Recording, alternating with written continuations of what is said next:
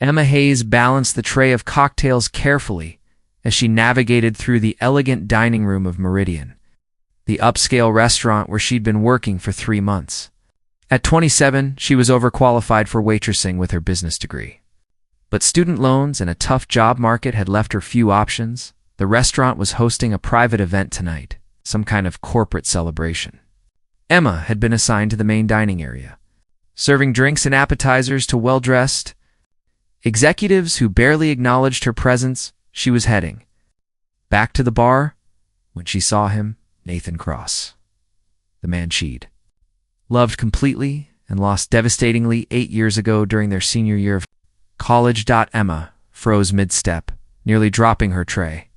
Nathan stood near the entrance in an expensive dark suit, talking with a group of people who deferred to him with obvious respect. He looked older, more polished, but unmistakably himself. Same dark hair, same confident posture, same smile that had once made her heart race. They'd broken up when Nathan got an offer to start his career in New York, while Emma had obligations keeping her in their hometown. It had been mutual, necessary, and completely heartbreaking. They'd promised to stay in touch, but life had pulled them in different directions. Emma ducked behind a column, her heart pounding. What was Nathan doing here? And why did he look like he belonged with these corporate executives? "Emma, table 7 needs their drinks," her manager called out. Emma took a steadying breath and returned to work, keeping her head down, hoping Nathan wouldn't notice her. She was wearing a simple black shirt and dark apron, her blonde hair pulled up in a messy bun, looking nothing like the confident college student Nathan had known. For 2 hours, Emma successfully avoided him, staying in different sections of the restaurant. But her luck ran out when her manager assigned her to serve the VIP table where Nathan sat. "This is our owner's table," the manager said. "Make sure everything is perfect." Owner. Emma felt her stomach drop. Nathan owned Meridian. She approached the table with drinks, keeping her eyes down, praying he wouldn't recognize her. "Gentlemen, your cocktails," Emma said quietly, setting glasses around the table.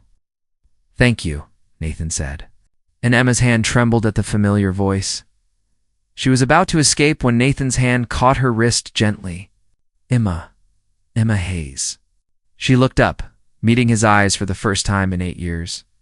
"Hi, Nathan, what are you doing here?" "I thought you were—" He stopped, clearly realizing she was working as his server. "I'm sorry, I didn't mean that how it sounded." "It's fine. I work here. You're clearly doing well for yourself." Emma tried to pull her wrist free, but Nathan held on. "Can we talk? After your shift?" "I don't think that's a good idea. Please. Just for a few minutes. I've thought about you so many times over the years." Emma felt tears threaten. "I need to get back to work." Nathan released her wrist. "I'll wait for you, even if it takes all night." The rest of Emma's shift was torture. She was hyper-aware of Nathan's presence, of his eyes following her around the room. When the event finally ended at 11, Emma considered slipping out the back entrance. But something made her stay. Nathan was waiting by the entrance when she emerged from the staff room in her regular clothes. "Thank you for not running," he said. "I almost did. Can I buy you a coffee? Or is that weird, since I'm technically your boss?" "Everything about this is weird, Nathan." They walked to a late-night cafe 2 blocks away. Over coffee, the story emerged. Nathan had indeed gone to New York, worked in finance, then started his own investment firm focused on restaurant acquisitions. He now owned 15 restaurants across 5 cities, including Meridian. "I opened this one 6 months ago," Nathan said. "I've been meaning to hire a general manager, but I've been overseeing it personally. I had no idea you were here. Why would you?" "I'm just a server. Invisible." "We're never invisible to me, Emma. What happened?" "You had so many plans. Business school, starting your own company." Emma's defenses crumbled. "Life happened. Dad got sick my senior year, remember? After you left, it got worse. I stayed to help Mom. Graduated late. By the time I got my degree, the job market had tanked. Student loans piled up. Dad died 2 years ago. Mom needed support. I took whatever work I could find. Nathan looked devastated. Emma, I'm so sorry. I had no idea about your dad. Why would you? We lost touch. You were building your empire. I was just trying to survive. Don't minimize what you did. You sacrificed your dreams to take care of your family. That's extraordinary. It's called being broke and having no options. Not particularly extraordinary. They sat in painful silence. Finally, Nathan spoke. I never stopped thinking about you, about what we had. I dated other people, but nobody ever measured up to what we were. Nathan, don't. We were kids. That was 8 years ago. Were you happy? In those 8 years? Emma met his eyes. No. Were you? No, I was successful, but not happy. What are we doing here? You're a restaurant mogul. I'm a struggling server working at one of your properties. This is too weird. Doesn't have to be. Emma, I meant what I said. I've thought about you constantly. Wondered where you were, what you were doing, and now you're here. It's working for you.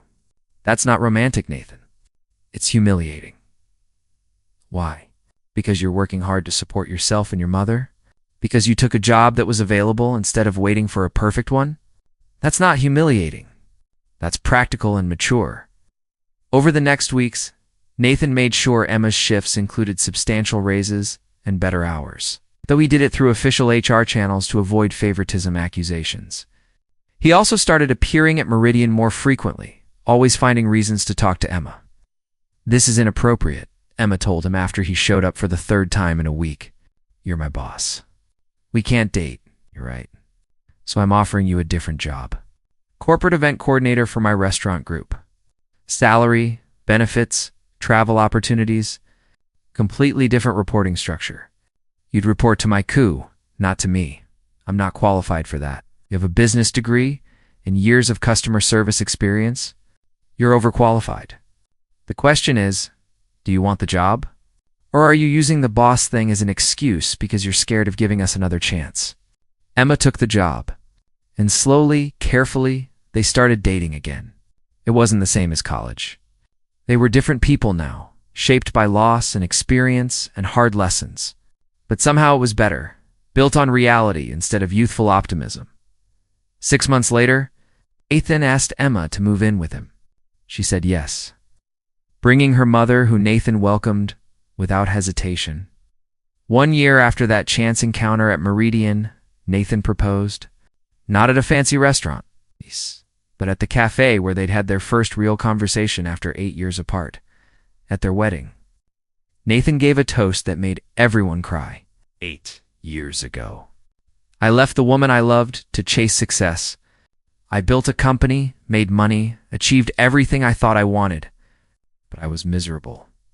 Then one night, at my own restaurant, I saw a server carrying drinks, and my whole world shifted. Emma was working at a job she was overqualified for, surviving instead of thriving, and I fell in love with her all over again. Not because of who she'd been, but because of who she'd become. Someone who sacrificed her dreams for family. Someone who worked without complaining. Someone who showed more strength in struggle than I'd shown in success. Emma added her own words. I was humiliated when Nathan saw me working as a server. I thought I'd failed. But Nathan taught me that there's no shame in honest work, that circumstances don't define worth, that the boy I'd loved in college had become a man who valued character over credentials. We lost 8 years, but maybe we needed those years to become people who could build something lasting. The server who'd hoped to hide had been found by the one person who'd never stopped looking, and the successful CEO had discovered that the best investment he'd ever made was giving love a second chance. If this story moved you, like, share and subscribe, comment about second chances that changed everything.